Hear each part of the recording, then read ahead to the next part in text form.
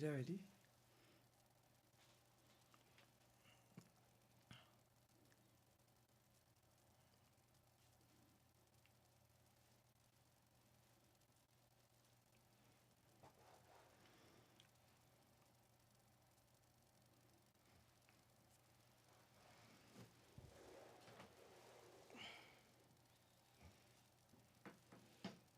Hello, and welcome to another edition of The Lamp on Sierra Media on YouTube and Facebook.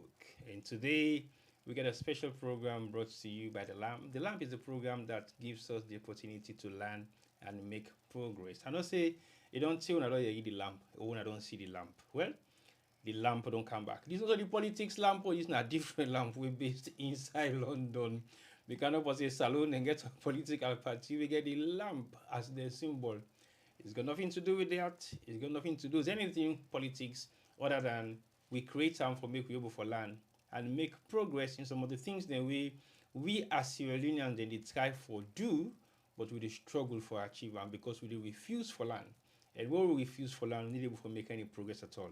So that's why we brought to you the lamp today again. After was it roughly about 6, 7 months ago or 8 months ago? It's been a long time, you know. But I welcome you to another edition of The Lamp today. And I believe, see, if you're watching on Facebook and YouTube, please share this program because today's program is going to be very educative. We will go create English. The person with also they speak wonderful and maybe English no better.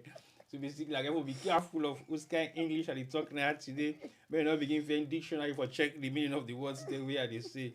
So I have to keep it civil and straight. I go and Creole. We say I tire no more I will company English, but if I'm not tired, I will move on. Today's guest is somebody that we all know in the community. She needs no introduction, and we are here today for a specific reason.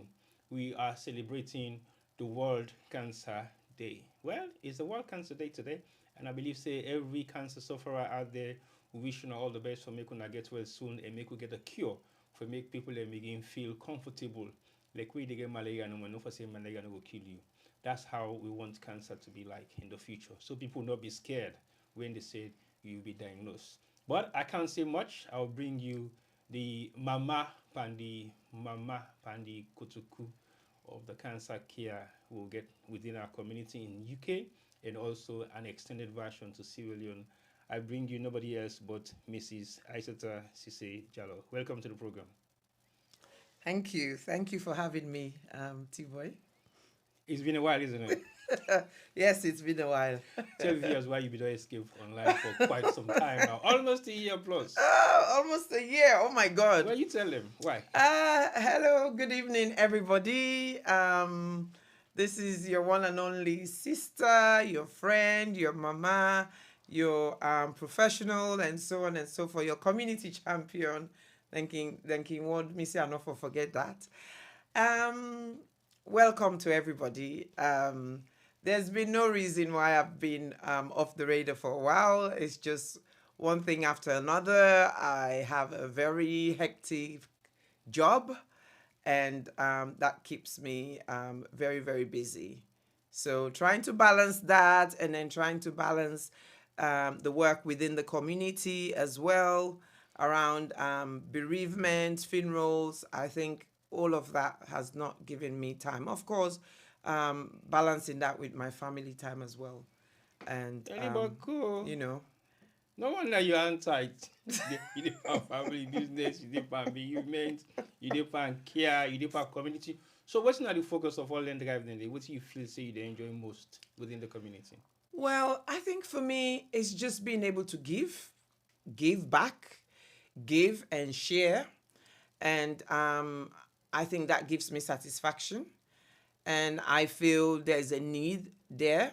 And I think it's important that us as a community, we as a community, we're able to share amongst our community and give back within our community. So I think for me, that's why I do it. And it gives me joy. It gives me joy, really. Okay. Is that joy gives you extra energy to be able to push yourself to do more?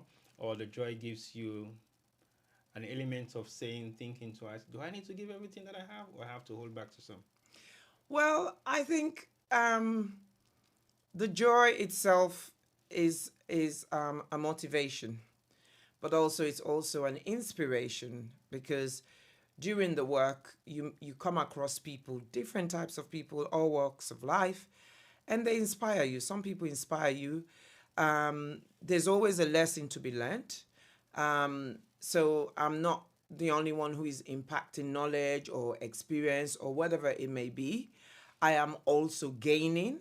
So I think that's what makes it satisfying and rewarding. People sometimes think when you give, you don't learn. How true is that? Because when you give, sometimes you learn more than what you're giving out as well. Absolutely.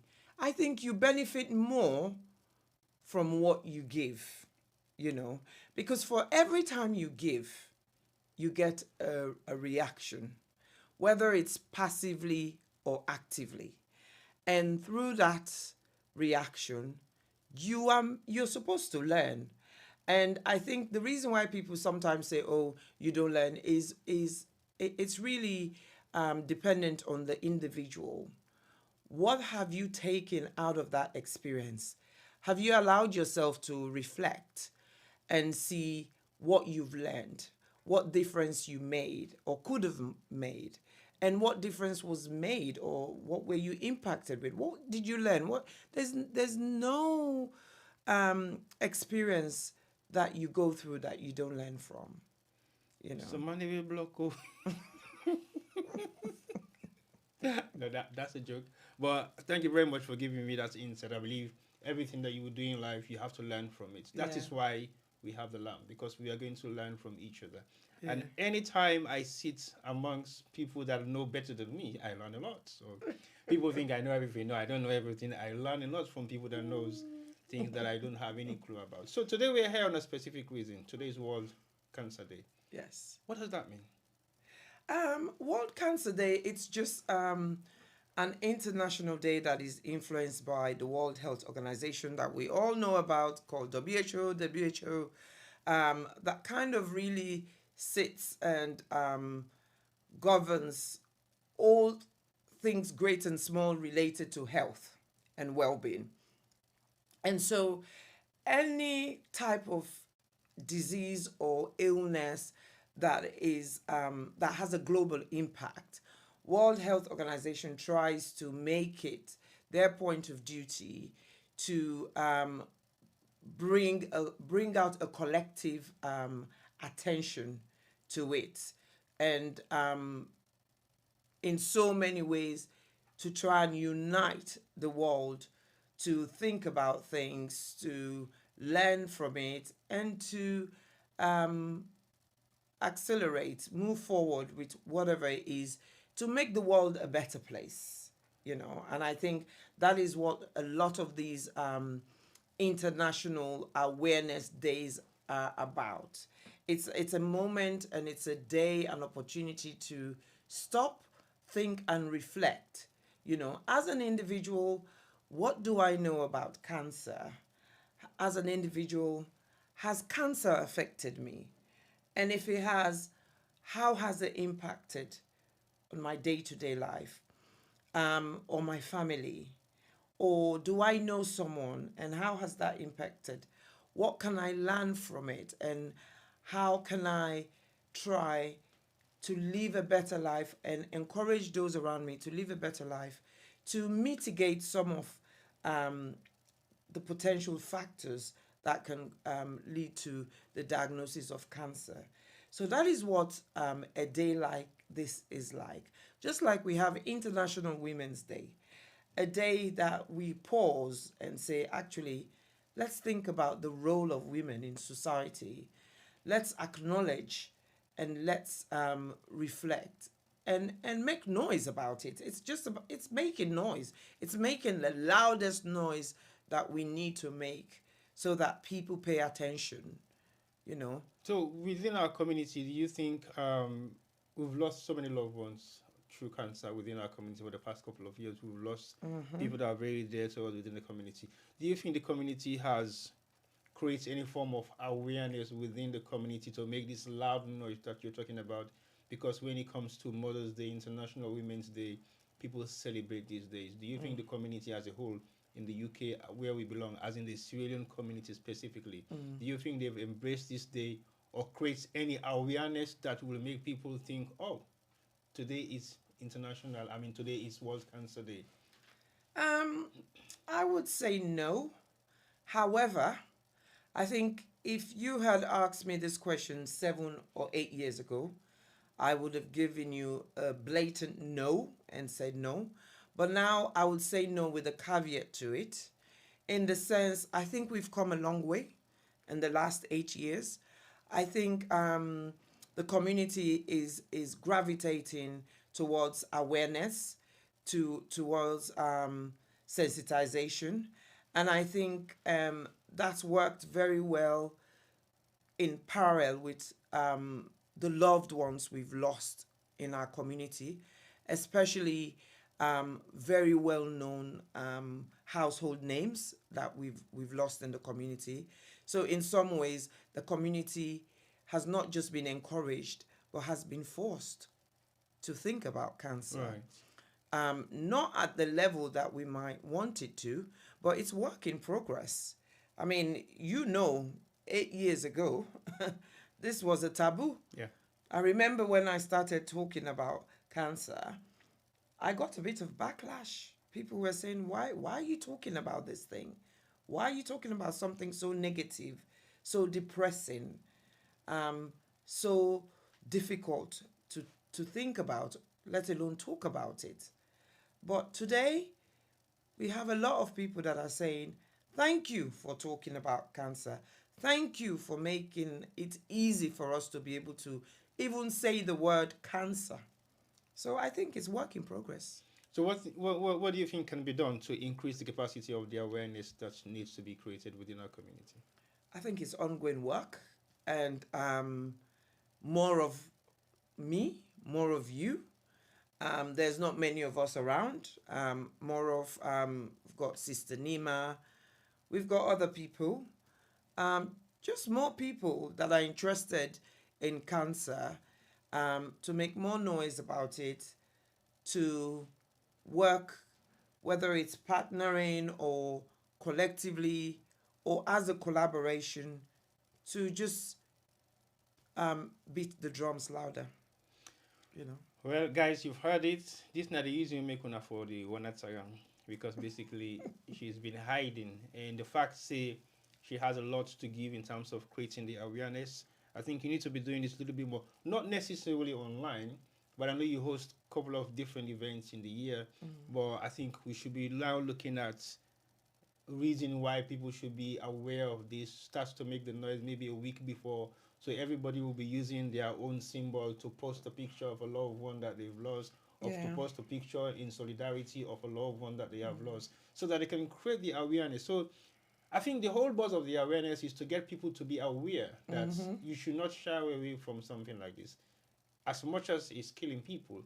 But if we embrace ourselves in the way that we have done over the past couple of years, it will make a difference. So why do you think the World Cancer Day is significant to the world as a whole? Because we're still looking for cure that will reduce the risk of death, and we're still looking for things that will be able to make people manage it properly, like they've done with HIV and AIDS. Yes, yeah. I think society is evolving at a very, very fast pace. The world as a whole is evolving significantly, and I think with it comes lots of challenges, lots of opportunities, lots of positives, and some of those challenges is around diseases such as cancer, but at the same time, lots of positives when it comes to diseases such as cancer, because a lot has been done over the last 2 or 3 decades when it comes to the treatment of cancer, the cure of cancer. A lot has been done and continues to be done. I think there are other health conditions that are a lot more debilitating than cancer. But I think the reason why cancer is unique in its entirety, it's because it's not been easy to find a treatment for it, Right. even though medical science believes, are convinced that there will be a treatment, but it's just not been easy. And so that is what gives it a lot of traction and attention. And because it has no boundaries as well, there are some health conditions that are more prevalent in areas where there's poverty, whether there's economical or social deprivation and all those kind of things. But when it comes to cancer, it has no boundaries. It doesn't matter whether you're rich, you're poor, you're black, you're white, you're brown, you're tall, you're short, you're a child, or you're a young adult, or you're a senior citizen. It has no boundaries. And I think that is why the focus is quite significant. So do you think, based on your work schedule or your work experience, do you think anytime soon there will be something that will reduce that pressure on scientists to be able to create a cure that will maintain people's life even longer than expected? Well, I think they're nearly there. There's still some work to be done, but we're now in an era in the last 10 years. We've done a lot in terms of um, genetics and molecular genetics, in terms of understanding how our body works, the cells that makes up our body, um, what the DNA entails, and so on. So much so that medical science, biologists, molecular genetics, they've now looked at targeted treatment.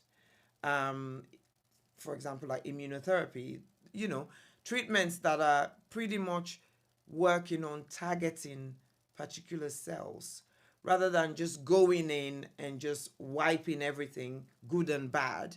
They're really trying now to target the bad cells.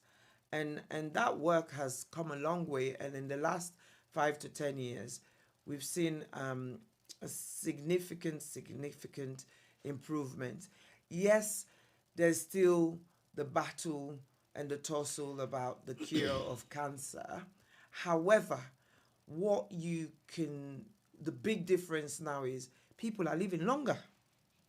People are now living with cancer. Okay. And cancer for some people has now become a chronic illness, because there's so much out there in terms of medicine, diagnostic interventions, treatment modalities, so much so that it is now becoming a lot more manageable and controlled and treatable. Not curable, but treatable. Okay. So which means people are living. You have people who will say to you, "Oh, I was first diagnosed 15 years ago, 20 years ago," and they still have a significant good quality of life. Okay.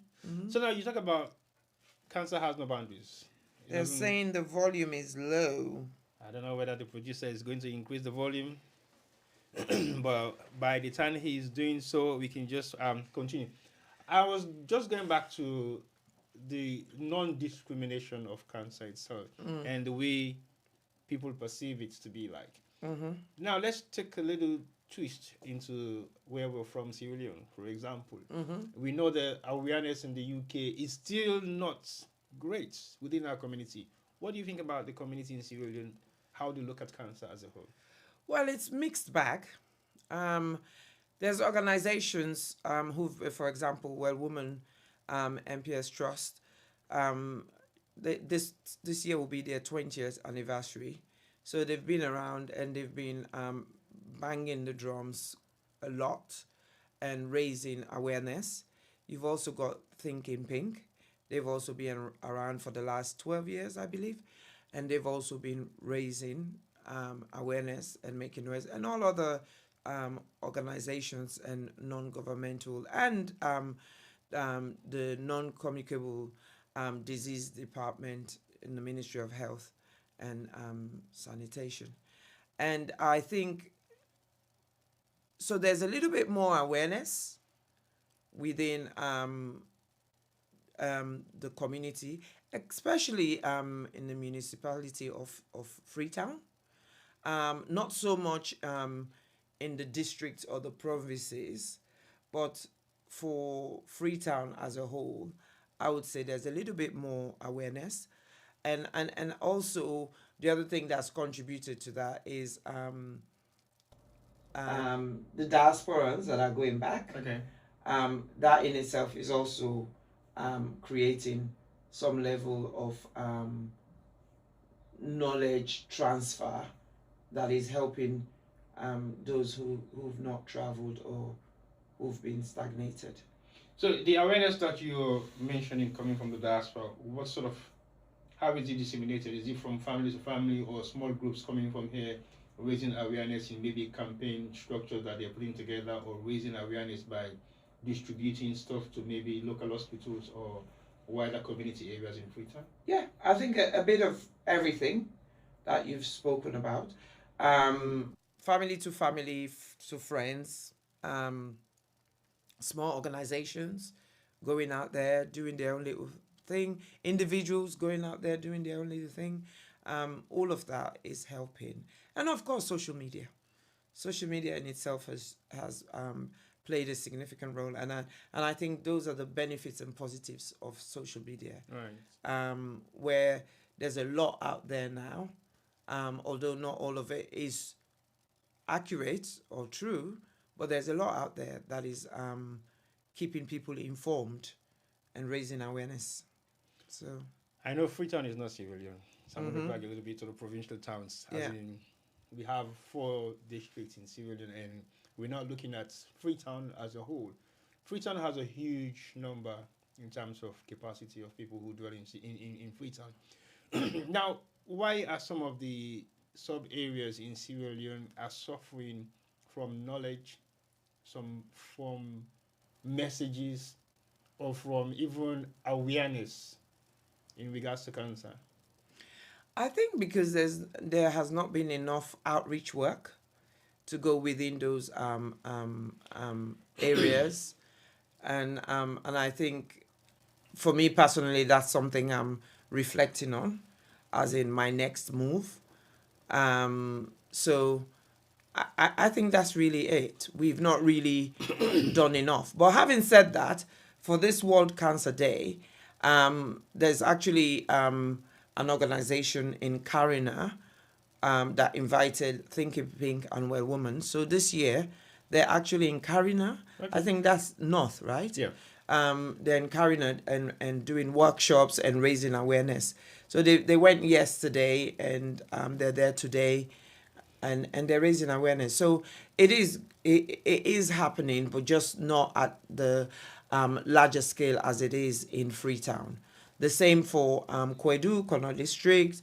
Of course, you've got partners in health heavily invested in Connaught District. So again, there is a bit of awareness going on there as well. Well, just for you to know, Connaught has the best hospital in Sierra Leone right now. Oh, please.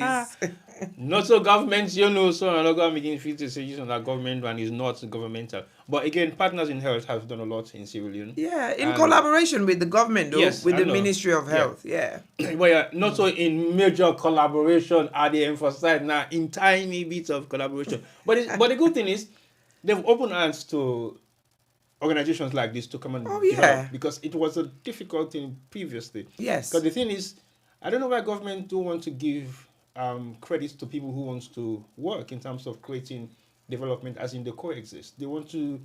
It was like a competition in the past, but it seems like maybe Connaught succeeded in doing what they have done so far, and I think it is supposed to be a well-equipped hospital, which I think almost everybody is coming from Freetown or from the other provincial towns to seek admission, which is a good thing. Yeah. So do you think that can be replicated in other areas in Sierra Leone? I think it will, and I think it's a matter of time, but it will, and I think one of the good thing and the reasons is because the Minister of Health is someone who's worked at higher level in the Western society, in the Western community.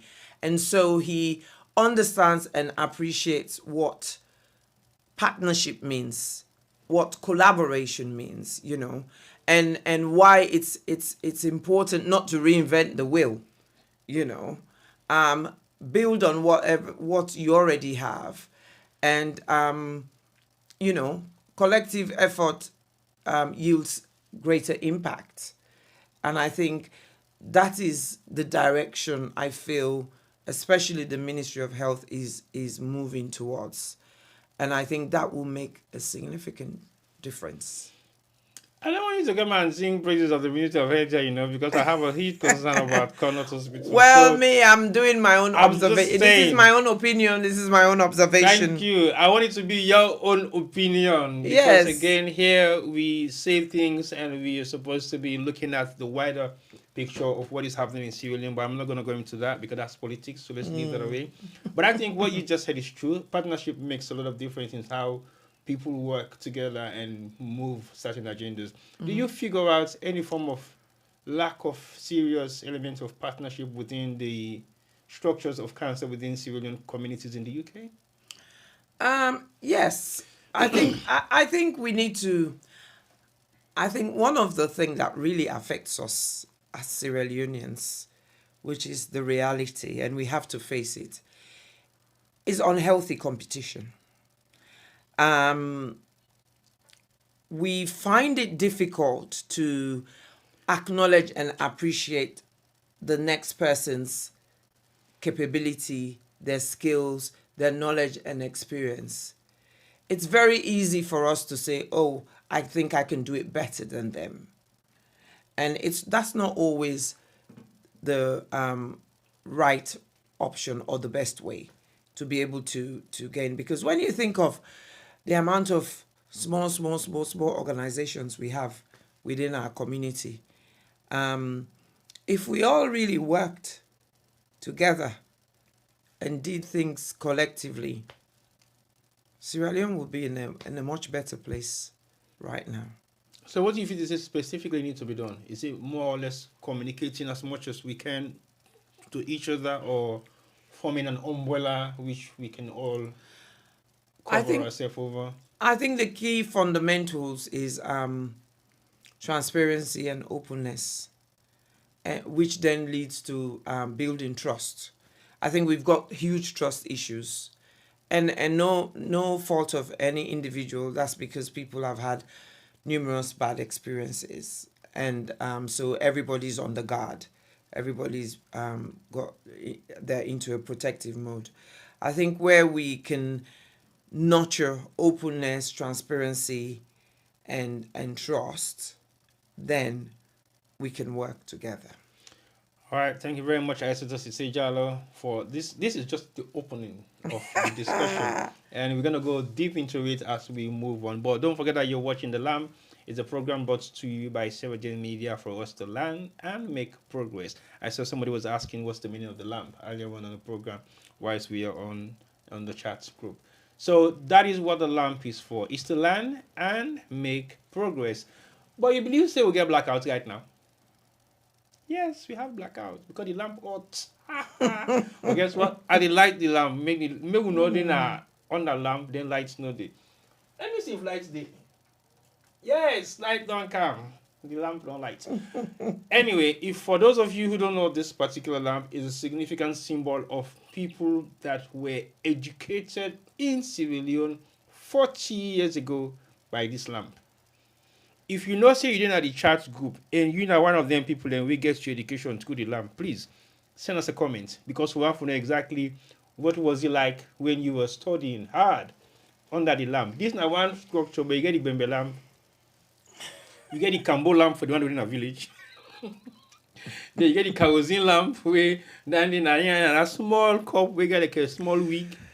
Then you get smoke. When you put them on, the smoke go overcome you, they go inside your nose and all over you. But anyway, that's a different topic of discussion. Let me come back to you, Aissatou. I know we're now coming to the Health Show Partnership Program, which is your flagship program in the UK for 5 years now. Tell us a little More bit than about, 5 years. well, officially for some of the one of the projects. Okay, that's definitely, yeah, the oil show is more than 5 years, but we'll talk about the other projects alongside the health show. Okay. But let's talk about the health show. What has it been like for you over the past years with the health show? Um, it's been good. In general, it's been amazing. It was a gateway to my community. It was a platform that was created to share and gain knowledge, and I think it did meet its objective and continues to meet its objective. And I think it still has a place in the community. So the health show has been involved in various different activities for the past couple of years. Can you highlight some? Because maybe people are watching this program for the first time. As you know, you've been away for like a year, and then people don't forget to say the health show not be a program. Go on, give us some activities that the health show has put together over the past couple of years. Okay, so the health show originally started as just sharing information, creating a platform and a space where people can ask questions and gain advice.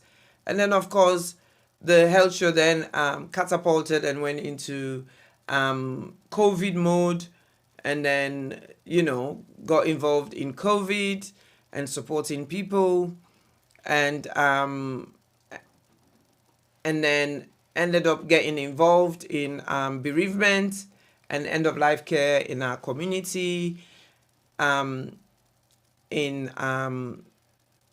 delivering talks on different platforms, in different events, but primarily around health and women empowerment, or even youth, and just the ongoing raising of awareness in different formats.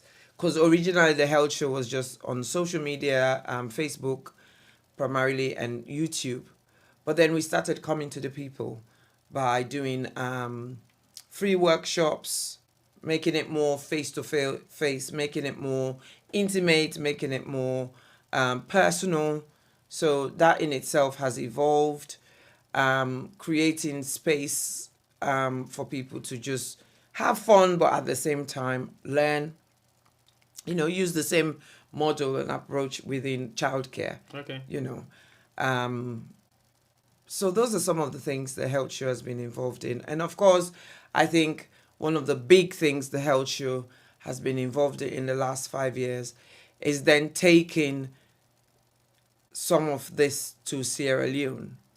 And that in itself is, I think it's the biggest legacy for the health show.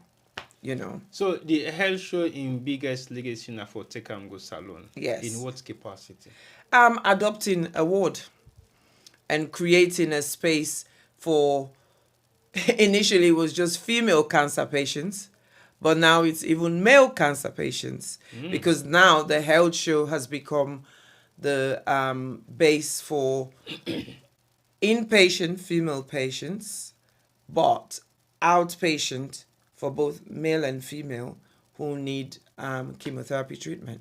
So tell us a little bit more about Ward 2. I know say Ward 2 gets a huge drama behind the structures, the formation, and now it has been going on for how many years? We'll be 5 years this year.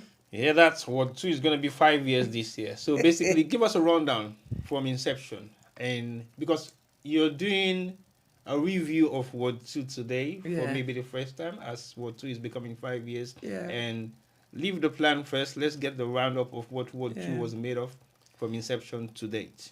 So obviously Ward 2, the process started in 2019 when I went to Sierra Leone, met a young girl, 16, with very, very enlarged breasts, thinking pink, and everybody thought it was cancer. And then, of course, it wasn't cancer because she was too young to have breast cancer. And so she was out of school, depressed. Nobody wanted to know her. Her family were not really happy with her. They thought it was witchcraft, black magic, you name it. But she had an amazing auntie who was a nurse, who is a nurse still, and was very keen to explore conventional medicine to see how best to support this young girl. And then, of course, bang, as fate could have it, I got involved. And then the next thing, I was fundraising for her because she needed surgery. And at that time, to have both her breasts reduced or removed was 6 million leons, and the old leons, which is now 6,000. And I fundraised for her. Fundraised, got the money, paid for the treatment. And then when I went to visit her, she was admitted to Ward 2. Yes. So that was my first time going to Connaught Hospital as a whole. It was my first experience. And then walking into that ward was, I can't even remember how I felt. Because for those who don't know, I'm a nurse myself. My background is cancer nursing, and I've been in healthcare for over 25 years. And so it was a shocker in terms of the quality, the care, the safety, you name it, everything. The environment, the space. So can see the rats the way they run around, they can push them. It was not good, So and then the then only oncologist said to me, instead of you fundraising and paying for, just individual treatments, have you thought about adopting this ward? And I'm like, is there such a thing? And he's like, yeah, other people have come and they've adopted other wards. And I'm like, okay, that's interesting. So I went, and he named one of the wards that were adopted. It was a male ward. Okay. So I went and had a look. And so in comparison, I can see the difference. So I thought, okay, I'll go for this. Not thinking how much it was going to cost or what it entailed and everything. Anyway, fast forward, I adopted the ward, tried to meet with the board of directors and the chair. We did a lot of the communication via email. And I must say they were very responsive. They were very much active in terms of communication and very keen. And so through that encouragement, it made it easier to put together a memorandum of understanding, okay. MOU. And then, of course, then I got yourselves involved. And then we came on social media and we say, una member, that late picking, now this word here, or adopt our una law fundraise. So before you go to Nadi, it didn't cost you any money within the board of directors or within the structures? It didn't cost me a single cent. Okay. It did not. But when you bring down to we be like, this not elephant in the room. Yes. And actually a lot of people did try to dissuade me from doing it. And that's not out of malice, but out of just bad experience they've had in the past. Work, it could be difficult. Yes, and more so, I think the key thing was around sustainability. You go do all this. You go back 1 year. If you see, you not go happy with you go see. Okay. So for me, again, as we're talking about, as you share, you learn. So for me, those were the key things I picked out of those negative feedbacks. Right. So for me, it was like going away and thinking about, okay, these are some of the challenges, other people who've tried to do it. Because I actually met someone who did Ward 2 before. Okay. And they were able to show me the pictures. And when I saw what they did and how the ward looked like, it was like, whoa. So I had to make sure some way, somehow, the focus had to be on sustainability. Right. Yes, at that point, it was fundraising, raising money. And of course, it was at the height of the COVID pandemic. Mm-hmm. So it was also about, okay, people are being generous. They've trust me. They believe in what I'm doing. They're being supportive. We're going to go do this collectively, but how are we going to maintain it? So on records, how much was raised in total, apart from the gifts of equipment, beds, and the other stuff. Physical cash within our community. Because people keep saying sometimes we don't support within our community. And I think I've seen a couple of projects that the community have embraced in the UK that has been full-blown support within those projects. What was on record? I think approximately about £20,000. Okay. Yeah. And that's just on physical cash contributions. That's just from the physical community. cash. Yeah. That's just physical cash. Of course, that doesn't include my personal or my No, Daniel, husband's we personal, need so we not need they contact. get Danny involved. But from the public, it's about 20,000 because I had a donor of $10,000, and then I had a small but very powerful organization that gave £3,000 towards the chemo unit. Okay. And then the rest were just people just fundraising and donating. So the project itself was a challenge. Oh yes, Getting it it all was. together within how many days, and how was that tedious to actually accomplish? Well, it was 10 days, isn't it? Because they couldn't afford for the ward to be shut for too long. So it was 10 days. I think it was challenging. It was quite a good learning opportunity as well.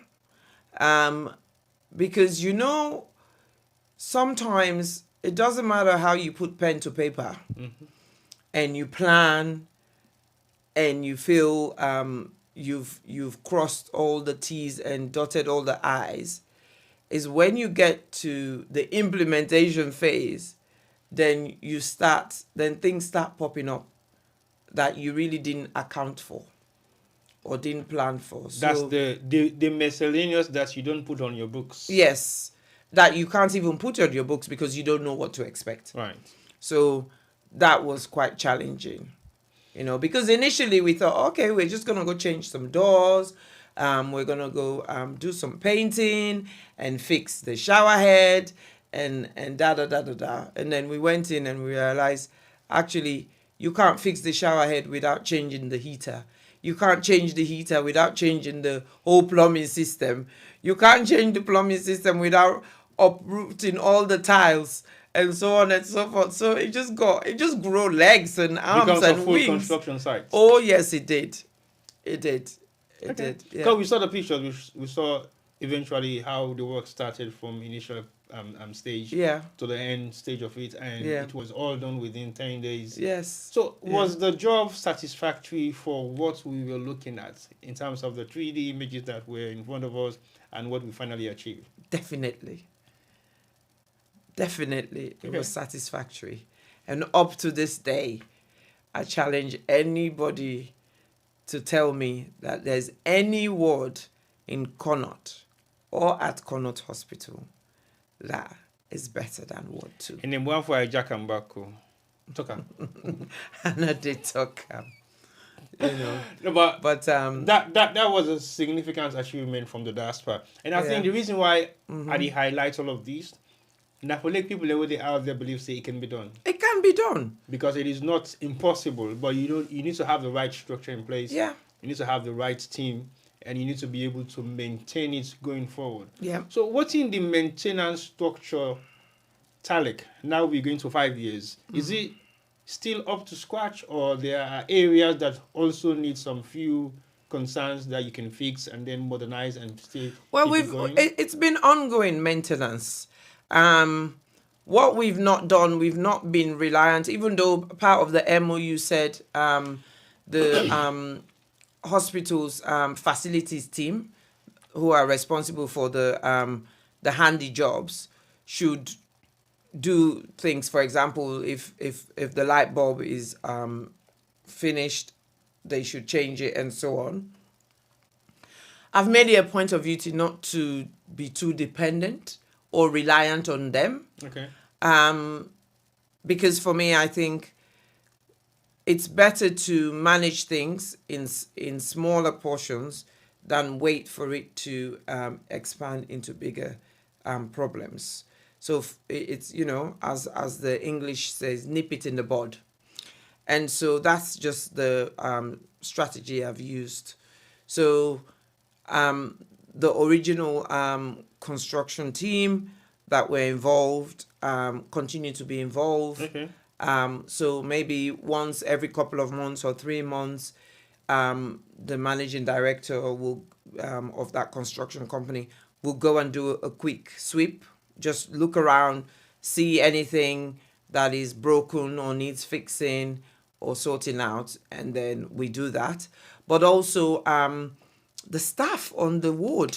Let's not forget the input from the staff and their commitment. They're very on it. And so now we've created a space and a relationship where if something goes wrong, they'll pick up the phone and call and say, "Oh, this is not right," and then he will go and check it out, and at the same time reporting to me as well. So that has helped a lot. We just last year the program that I did, and the proceeds that came out, the profits from the wine and dine show. Yeah, from the Land and Dine show, went towards changing the windows and the mosquito meshes to make sure it's mosquito proof. So what are some of the other fundraising activities that you do to maintain the ward? Because I know maintaining the ward in terms of looking after staffs, looking after repairing stuff on a regular basis is not directly coming from your pocket. What sort of other activities that you do, or you're funding it yourself? Well, I think I do fund it a lot. I fund 60% from my salary. I just do two main events. The Land and Dine, which I do now every other year. And then the Walk a Mile, which we've just done our third year last October, around just again Breast Cancer Awareness Month of October. And those are the only two big fundraising events I do. But also there's just people who've been part of this since inception, right, who every so often will message me and say, "Oh, I don't put Smartino. Oh, I want put Smartino." So you have those individual donors as well. And again, an organization, the same organization, Wise Sleep, they're called, who donated the £3,000 at the beginning. Every year they make it a point of duty to fundraise and give me some amount of money towards whether it's shipping consumables or just helping towards the treatment fees for some of the patients and just the general upkeep of the ward. So you got the tree within at the wall. Yes. You're supposed to get leaves them. Yeah. How that need to go? Well, the Friends of Ward 2, that's going not too bad. We've not made too much noise about it, and I think maybe this year we will, because this year I really want to do a big fundraising online, because I think Ward 2 is going to turn 5, and we need to do a bit of facelift. I want us to do some painting, and we all know in terms of the environmental climate change, Sierra Leone is becoming hotter and hotter. And what I want to do is install cooling systems. Okay. Now that we've done the windows, so we can now install cooling systems. So when I went this December just gone, I was able to do a little bit of research on how that will work and what we will need. Okay. And so we need big fundraising. The other thing that I did do some fundraising for, that did have somebody donated some money towards it, is a biosafety cabinet. Okay. But it costs about £3,000, and that is for the pharmacists to be able to safely mix the chemotherapy drug and prepare it for the nurses to be able to administer it to the patient. Okay. So Yeah. basically, you're gonna do a fundraising event for Ward Two as it is turning 5 years this Yes. year, Yes. and you get the friends of Ward Two, when at the three where people can get for buy a leave Yeah. and make their donation. Yeah. Are you going to do that on a subscription basis or on a monthly basis? Who people then go still they make regular contribution either from now on to maybe the end of the 10 where they celebrate the 5 years, or you want for left from open. People should make some elements of commitment, because when you have cancer organizations in the UK here, people do direct debit, maybe it's even if it's £5, £2, but that is a regular money that goes into Yeah. the fund. Are you looking at that sort of scheme as well? Yes, I'm keeping it open, and I'm leaving it really to be directed by the public, because we all know things are difficult, things are hard for people. Um, I've had one or two people who were making regular payments. Interesting, one of them was, you know, she was making regular payments and then she got diagnosed of cancer, then she died. Wow. You know, so we've got a few people who do that. From time to time, people, you know, they stop their standing orders or direct debits, and then they'll be like, "Oh, I said things are just a little bit. I'll reactivate in the near future." Fine, no pressure. I think for me, it's give with your heart and give what you can afford, because as a Muslim, it's sadaqah. Whatever you put into that hospital also comes as a form of blessing to you and your household. So yes, I might be the driving force, I might be leading it, but we're all benefiting from it. True. As Muslims, as Christians, as non-religious people, just for the sake of humanity or for philanthropists. So everybody's benefiting from it.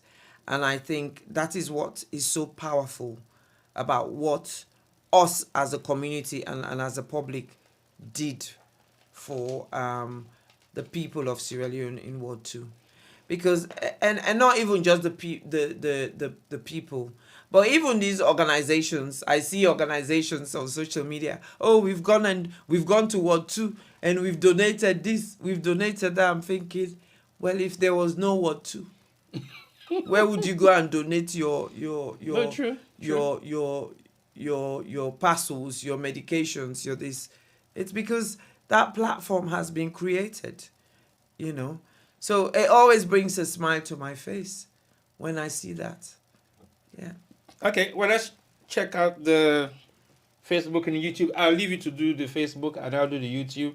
Okay. Oh, wow. And let's look at some of the messages that they've just sent us and see what those messages are, and possibly see what we can do to respond to those messages.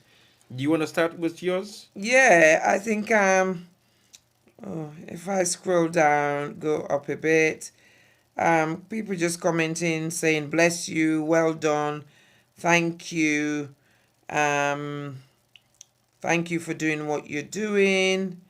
Not shy to talk about, I'm not shy to talk about cancer. God bless you for bringing all these to us, awareness. God bless you for finding the time to absorb the knowledge. I think it works both ways. And well done and congratulations on this important initiative to talk about cancer. Keep up the good work. Big sis and bro, information and education is always vital and welcoming. Well done. Knowledge is power. And then and of course, don't forget to subscribe to both the Facebook and the YouTube of Sarah Gem Media. And then someone said, Betsy said, true, I believe fighting cancer is working together to beat it. Working in collaboration and togetherness is what we have to do to fight cancer. And of course, yes, together we can. Together, I always say we have to treat cancer as the enemy in the battlefield. Okay.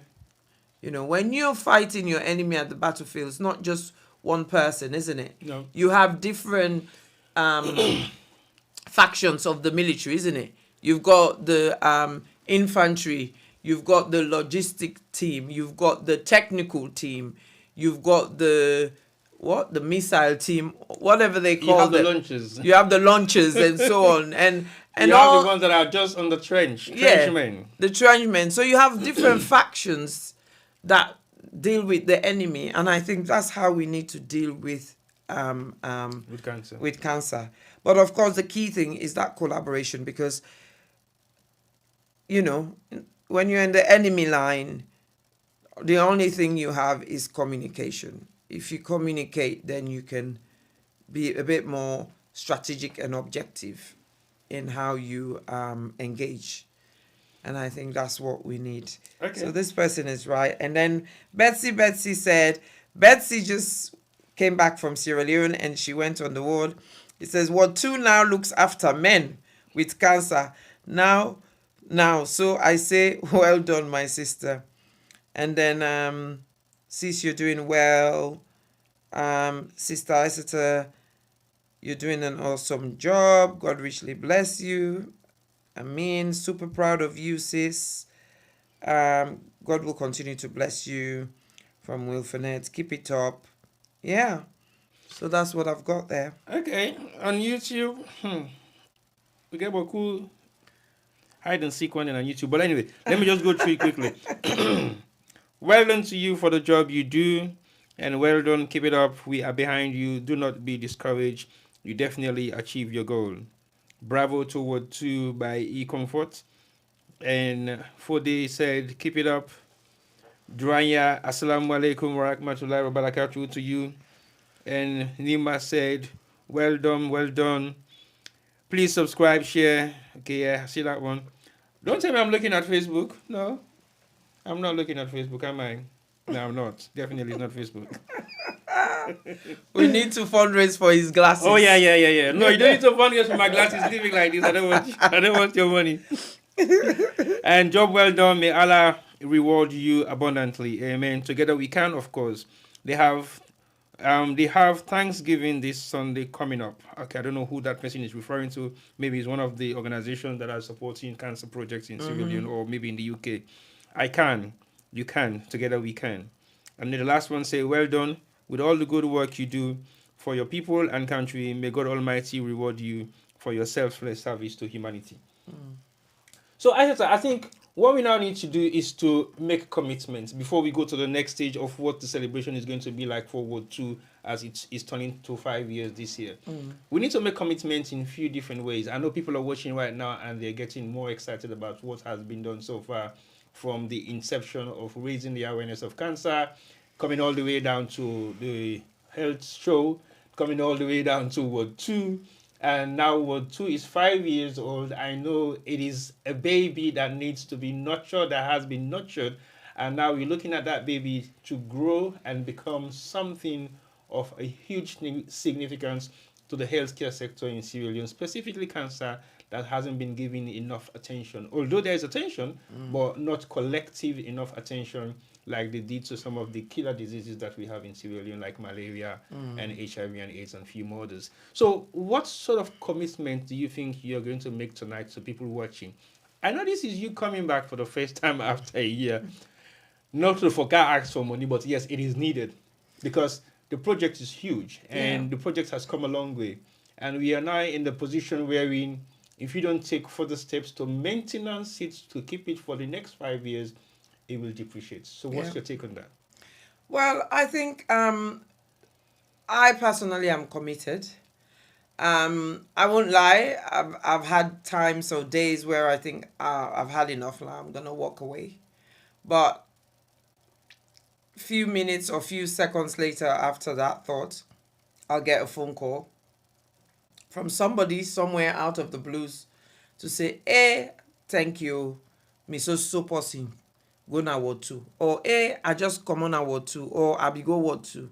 Let God bless you and everything. So that in itself then stops me in my negative thinking and then brings me back. So in terms of financial commitment, it's a huge financial commitment. it's costing me at least £200 a month to just the basic upkeep of because I pay the cleaner, I pay the housekeeper. I'm not saying they're not paid, but I you pay top it up. them. I pay them extra Right. to make sure that they upkeep the ward. And oh boy, Marie is a champion. She doesn't care who you are. She will put you straight if you do what you're not supposed to do. I provide the linen for the beds, and of course the curtains and so on and so forth. And then the ongoing shipment of consumables like gloves, aprons, saline, anything I can lay my hands on, or whether people donate it or I get it donated through my work, my job, and so on.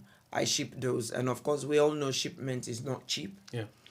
And so there's a huge financial commitment, and that's excluding the anything that needs repairs and so on. For example, we've repaired when we did the ward initially.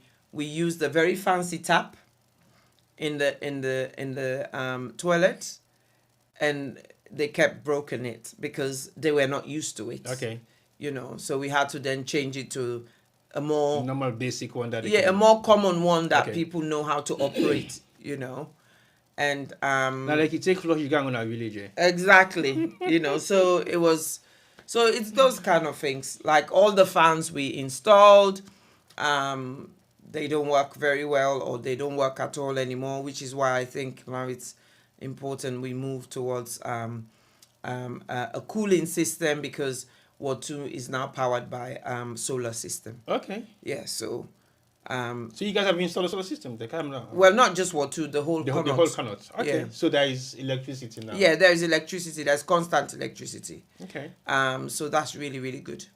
So yeah, so I think those are some of the things. So it's a huge commitment, and yeah, and as we celebrate 5 years, it will be important for me to be there sometime in October, just to be present, close the ward for about a week, do the painting, because we can't do the painting with patients actively on the unit, do the painting and just reopen it, and make sure people are reminded of what we do.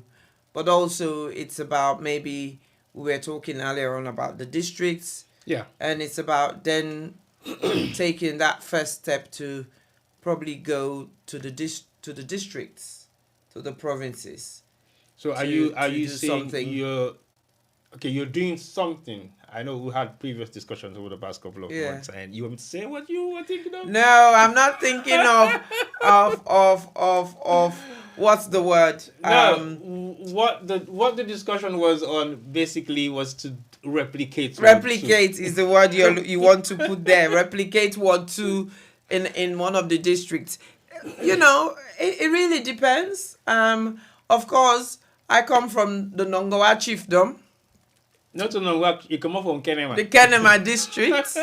Well, the Nongowa Kenema district in the Nongowa You come chiefdom. up Kenema. So they said charity begins at home. Yeah.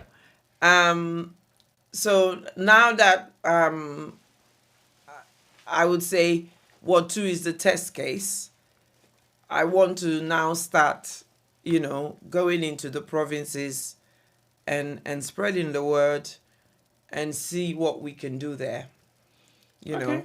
I mean, the government has already started something in the government hospital in Sierra Leone. They've got, few years back, they did do a lot of scholarship, send doctors to Russia and Egypt and so on. And so those doctors are coming back now. Okay. So when it comes to 5-6 years ago, we only had one oncologist in the whole country. Now we've got more than 3, 4, 5. Okay. And they've started deploying them in different districts, Okay. not just focusing on In Freetown. just in Freetown alone. So yeah, so I know the doctor who is in Kenema.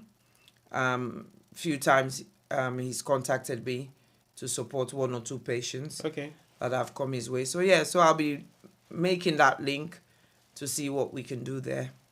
I think it'd be Yeah. nice to not just raise an awareness, but adopt a ward in Kenema. Yeah, we'll see. see I mean, how- the hospital manager for Connaught Hospital is from Kenema, Dr. Kapua. So Okay.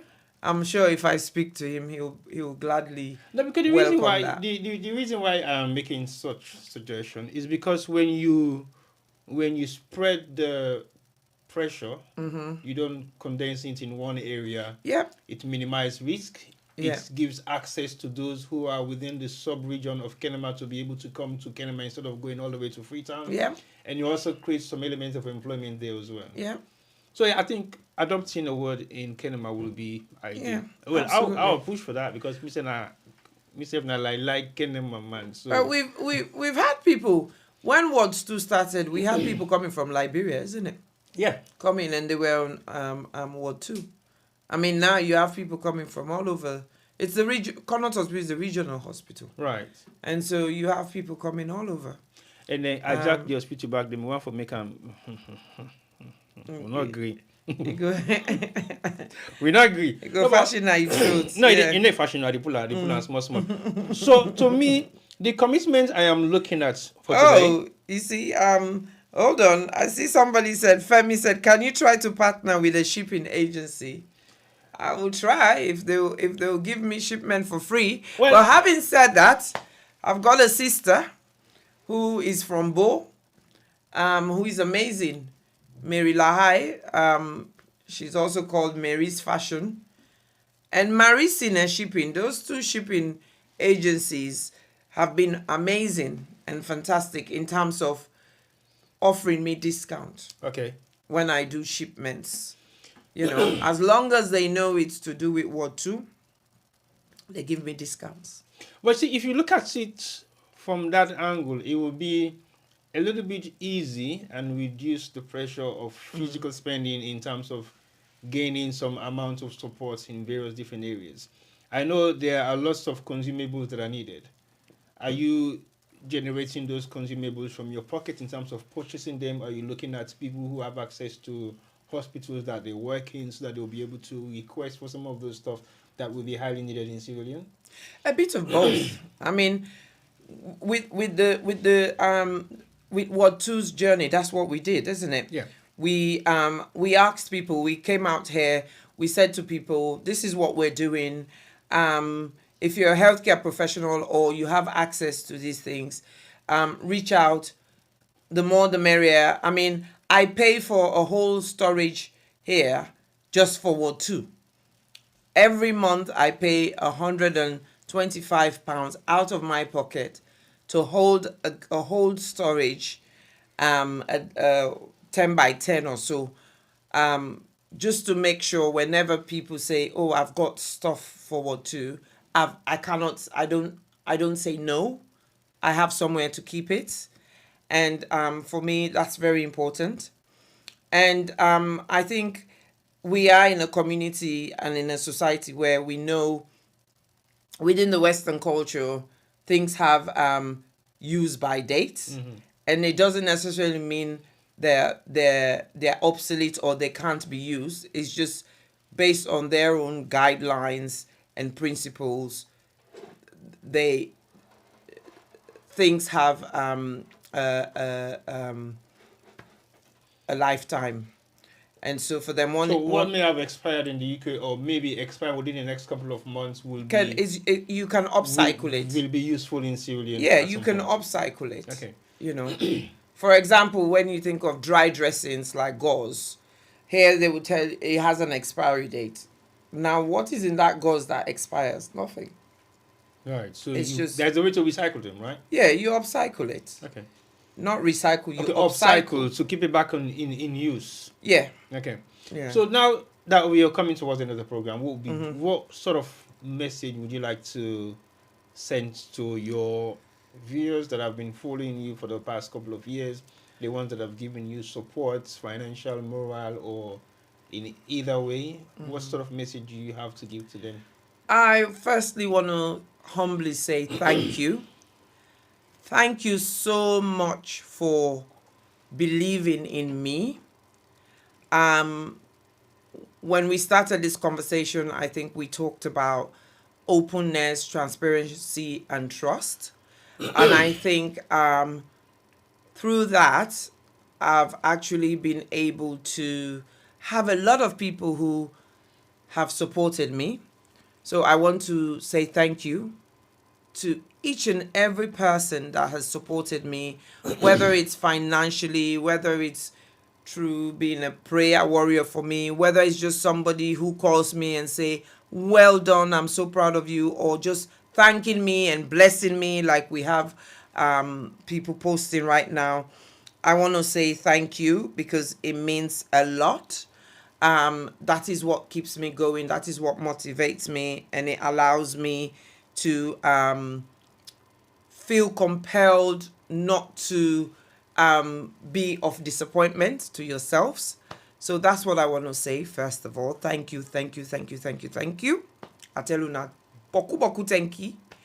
And then following on for that is, I think I have taken more than a year's break with the health show in terms of the fundamentals of the health show, which was sharing knowledge. And I know a lot of people might be disappointed today because they actually thought we were going to talk about cancer today.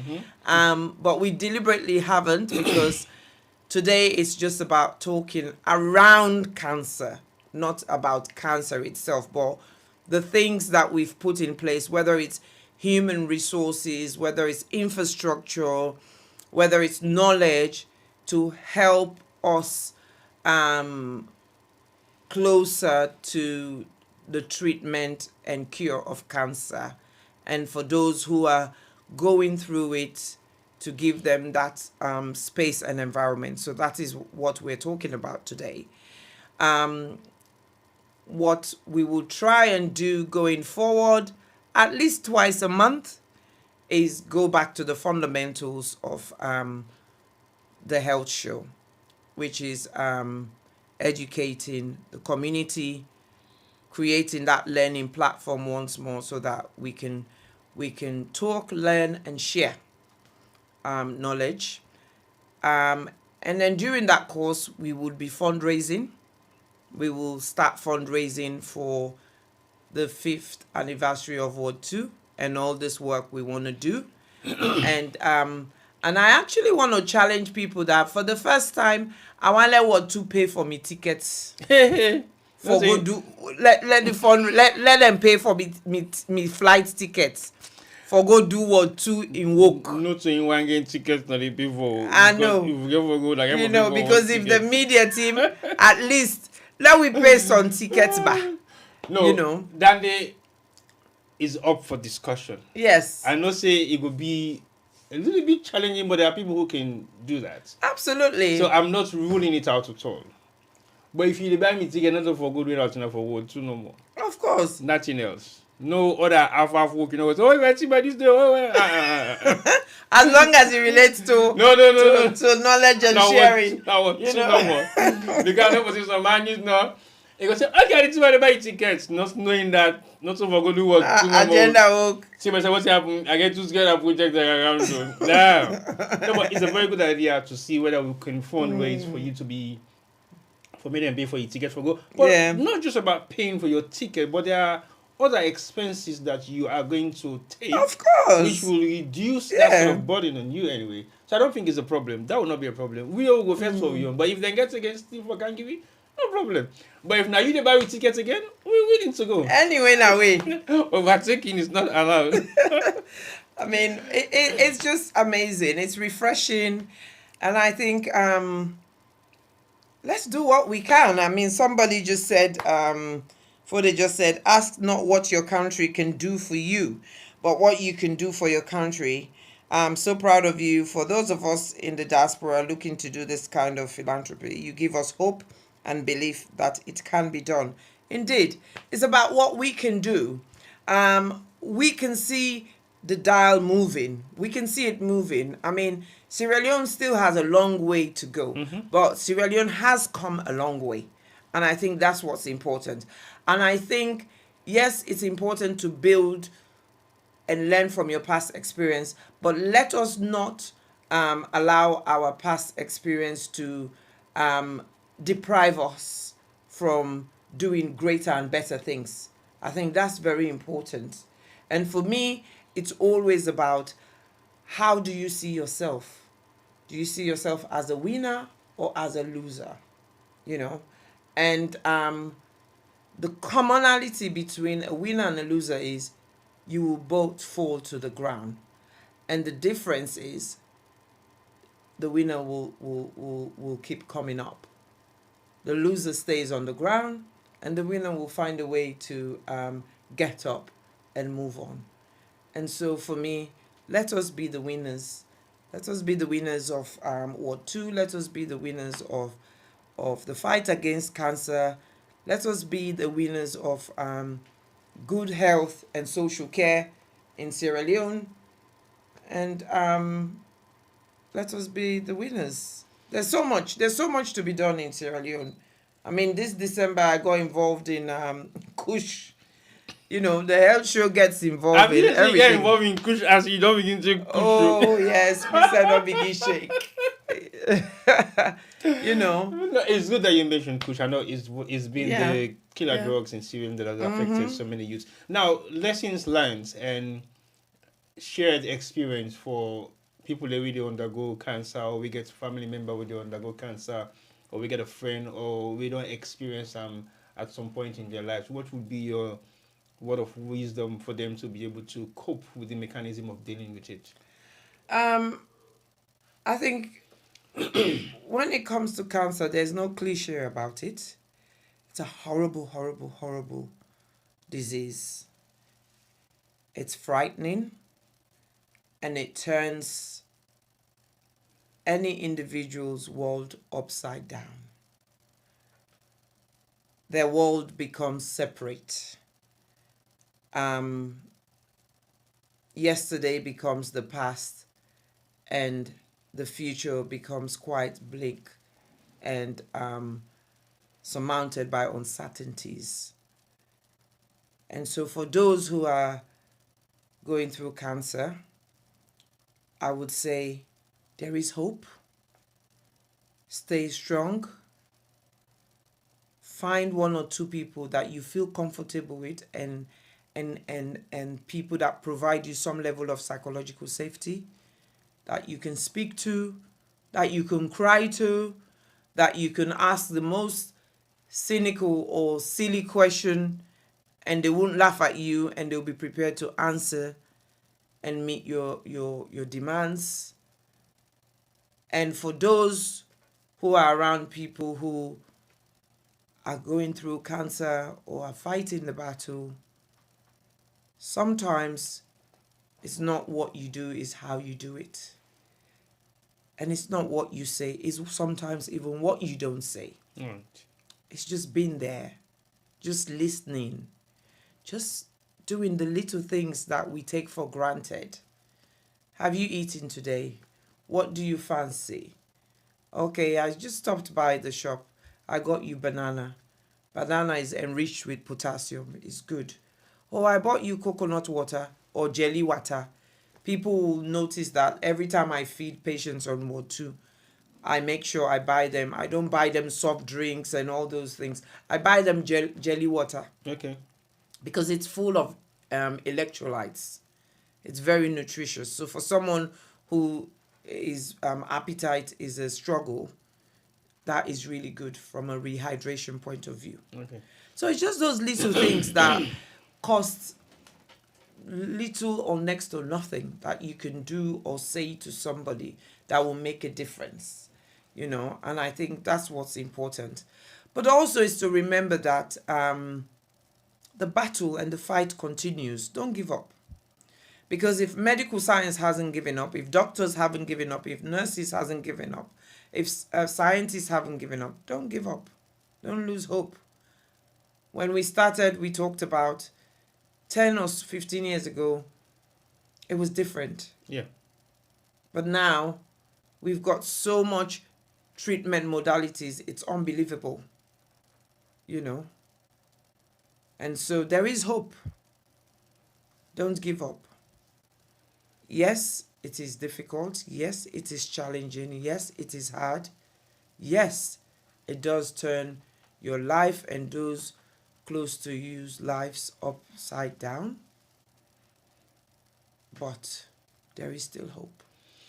All right, thank you very much, Mrs. Aseta Sejala, for the knowledge that you've shared with us, because the LAMP is supposed to be an environment that we can learn and make progress. And I Thank think you. we've made a lot of progress this evening by bringing you into the studio and talking about this so-called dying disease that many people are scared to even pronounce, and people are still not sure whether it's something that they should be able to live with, either by themselves or people that they loved or their loved ones. So thank you for that knowledge. And before I go, any other last thing, any updates you would like to tell your viewers? I know you've said a lot about all this, but any other thing else that you think might be useful to your viewers watching right now? I think it's just, I just wanted to pay tribute to one of my beneficiaries, as well as a lady who was a nurse on Ward 2.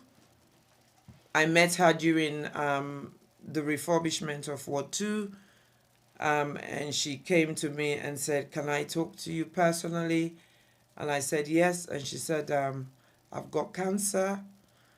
And I gave her a big hug, and then we talked about it. But she was very positive, and she remained positive, and she was determined to fight cancer. And oh boy, she did. She fought cancer. She fought cancer for very good 5 years. And yes, in between those 5 years, she had a break, in the sense she went into remission. The cancer went away, and then it came back. Sadly, the cancer came back last year. She had to, help her to go to Ghana to get treatment, radiotherapy, which we don't have in Sierra Leone. And then she came back, and she was okay for a few months, and then the cancer came back again. And so when I went in December, she was actually a patient on the ward. And unfortunately, she lost the battle to cancer. But she fought a good fight. And so she peacefully died on Sunday, this Sunday, the 1st of February, with her 4 children around her and her colleagues and friends around her. And it's sad. It's really sad, because it's only 2 years ago we lost the ward sister of Ward 2.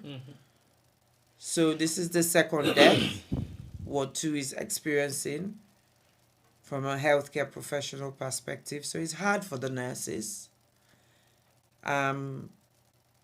So I do counsel them,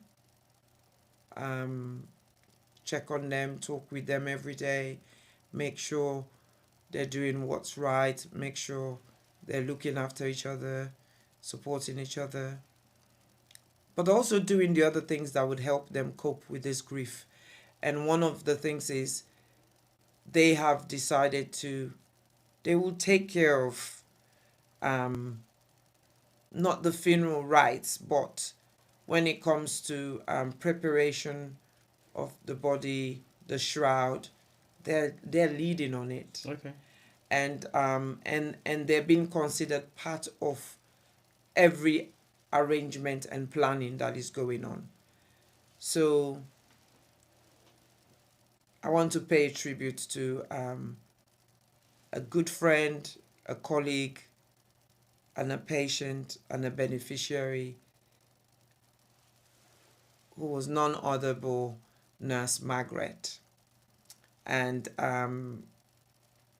may her soul rest in peace. And may her children be comforted. And may all her colleagues, friends, and other extended family, both here and in the diaspora in Sierra Leone, be comforted Amen. And may her soul rest in peace. And then, on behalf of her and her family and the health show, I want to say thank you to all those who donated towards her treatment, especially the Sierra Leone Lewisham Women's Organization here in the UK, SLAWA. They contributed to one of her chemo cycle treatment 3 or so years ago. So I want to say a big thank you to them as well. Let's continue doing what we're doing, because it does change lives and it makes a difference. So thank you very much. All right, thank you very much, Sise Jalo, for that tribute, and we'll play a video that you put together in memory of Nurse Margaret. Thank you very much, guys, if you're watching out there, and thank you for your meaningful contribution on Facebook and YouTube. And just a quick reminder that we're going to be here again tomorrow for another edition of Sierra Leone Media Productions, and tomorrow is going to be a little bit more different from what we've discussed today on the lamp. Tomorrow is How Do You Go Inside the Republic, and we're going to be talking to one of APC's flag bearer aspirants, who is named Sori Suleiman Sise, and he's going to take us through his journey into why he wants to become the flag bearer of the APC political party.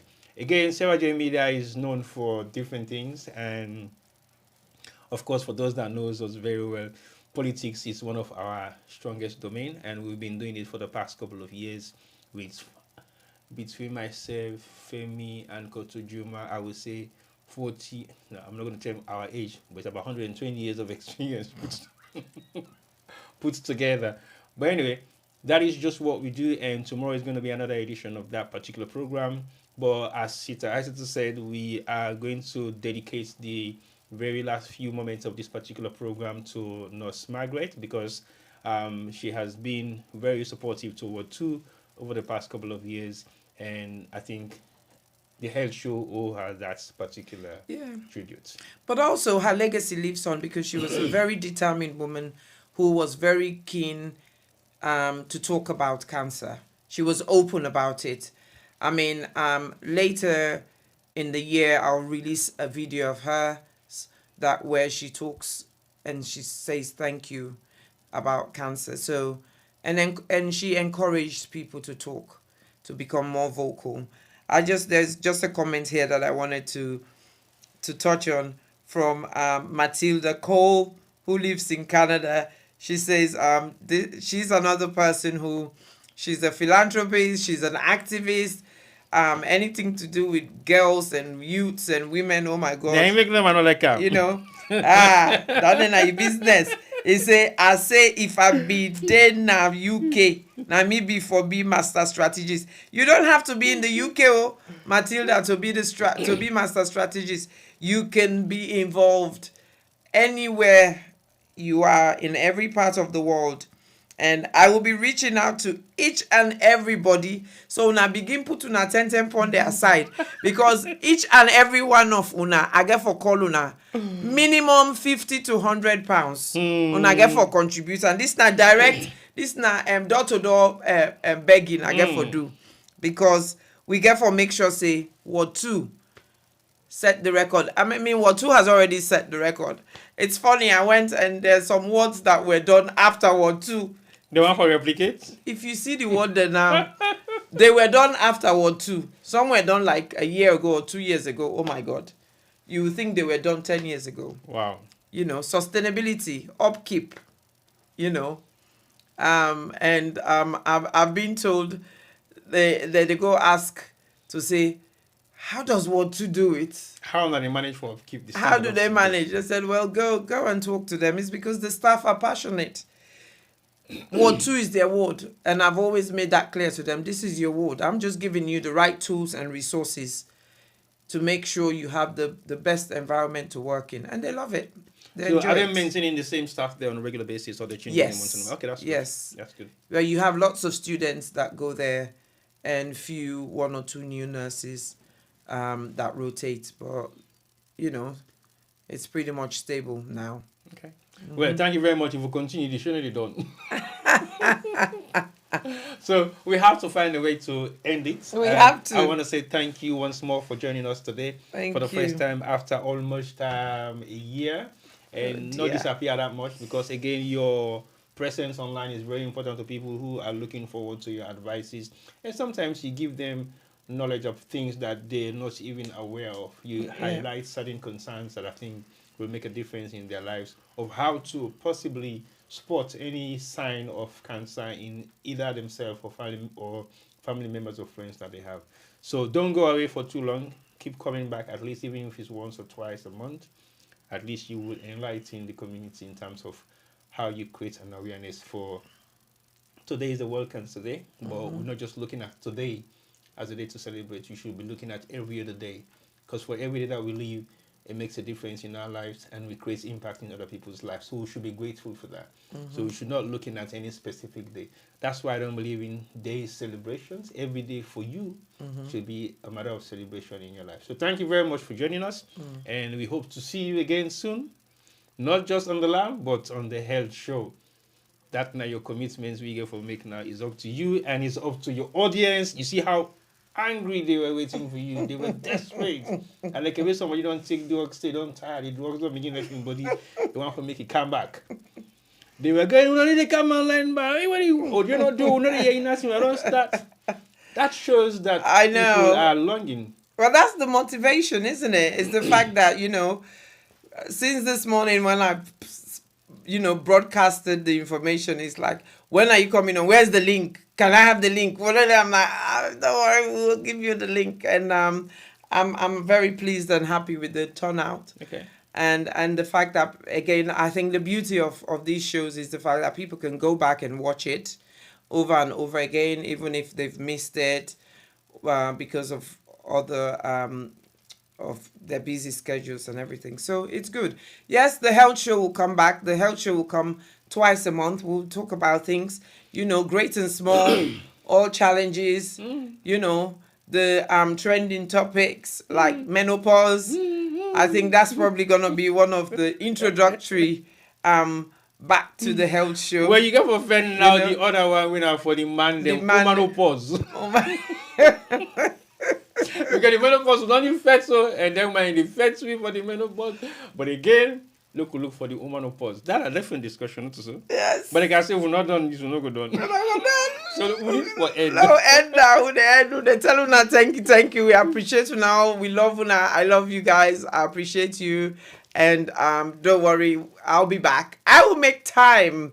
This one great isotire, I will make time. Make time. I will make time. I promise. Just the beginning, the family, the other thing, they make time. Yes, I will make because time. Because your time is important. Yes. Then even we struggle with time. So basically, we're trying now to at least come on maybe twice a month or twice a week, because it's very important for people to get this information.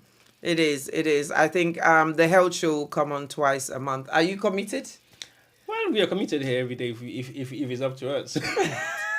But you mentioned, say, people should go back and watch it. And on a very serious note, people should try to focus on our YouTube page, because we get serious issues on Facebook. Not to criticize them, but their new systems of operations is not favorable to what we do. And most of our live videos, according to their new structures, will be deleted after some time. So basically, we have to now direct our focus on YouTube. I think so for our YouTubers, please continue to subscribe and bring in more subscribers so that people then go able to watch programs then will be play over and over. It will still be. I remember you said to me when you were in Freetown, you were looking for a research on some specific stuff that we talked about, and you had to go back to YouTube. Yes. And dig up that information. Yes. How good it was? It was very good. I mean, I said to somebody the other day, he said, the health show. I said, just go on Sierra Gem Media and just tap in the health show. I said, you'll see everything. Yeah, they wanted to see the timeline, the video of, how we did what too. I said, just go on Sierra Gem Media. It's all there. Okay. Well, that's the beauty of it, isn't it? That's the beauty and also sustainability. Like we're always talking about things to be sustainable. Yeah. That's one way of doing it. So, thank you once more for watching, because if I'm not, we're not going to stop. We're not going to stop Tanko. So, man, say, we don't say thank you about 4 times now. But this is the last one because I'm going to pull the plug. Whose fault is No, it? I'm going to pull the plug now. So pulling I'm pulling the The plug. producer is there, and even the producer is not pulling the It's plug. not, well, no, Mr. Producer. Mr. Producer, can when, you? when I say thank you, please pull the plug and play the last video and mute our mics, okay? But anyway, thank you very much for watching. We appreciate the fact that you guys are with us within the past hour and a half, and we're looking forward to see you again tomorrow. Don't forget to subscribe if you are on Facebook. Subscribe to our YouTube channel, and don't forget to follow us tomorrow for another edition of How Do You Go Inside the Republic. We get all the nitty-gritty of how salon politics they run. So don't go away. Continue to watch us tomorrow. And until tomorrow, have a good evening. And we're going to play the video in memory of Nurse Margaret. Nurse Margaret. So watch the video and send your tributes on the chat if you have time. And we'll see you again tomorrow for another edition of Sierra Media on Facebook and YouTube. Have a good evening.